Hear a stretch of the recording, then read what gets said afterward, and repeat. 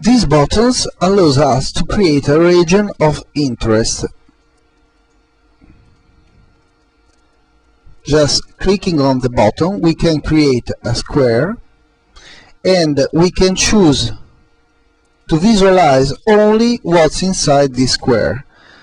Also, this function is just for saving CPU and RAM for our PC. We can just, it's like a on-off switch.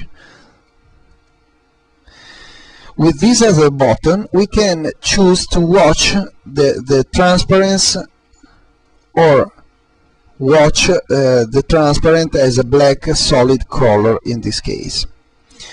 These two menus work together, so with the right one we can choose to split our windows in 2 or 4 views. In this case we choose 2 views horizontal, and we can have different visualization in any of these 2 views. For instance, just put this layer in 3D mode.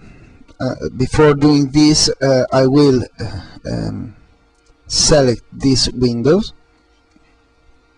and changing the camera of the visualization camera, as you can see, nothing is changed. But as soon as I choose to put this layer in 3D mode, I'm just watching the left side, the right side in this case, of this image. The right side is just a straight line, the same size of the image here on the right side. I can watch this image from the top, from front. Of course I have the same visualization, or using custom view I can watch this image in a perspective view. This is because I'm changing this layer from normal view, or it means 2D view, into 3D mode. About 3D, there will be a lesson that will cover all the information necessary to understand what does 3D mean inside After Effects. Let's switch back to one view, and let's watch the other 4 icons remain.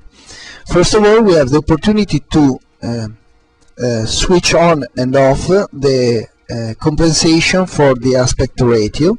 It's just for visualization only. Do you remember that when we create our composition here in composition setting, we have the opportunity to have the pixel aspect ratio to control the aspect ratio. In this case, the aspect ratio is not square, so this image has been distorted by the aspect ratio of the pixel, and we can turn on or off this deformation caused by the aspect ratio of the pixel. Here we have the opportunity to choose the preference about fast preview. Here, before going further with this timeline button, I show you the opportunity to open the flowchart view and watch all the elements that are part of our composition in a flowchart way, and there will be also a lesson with many details about the flowchart.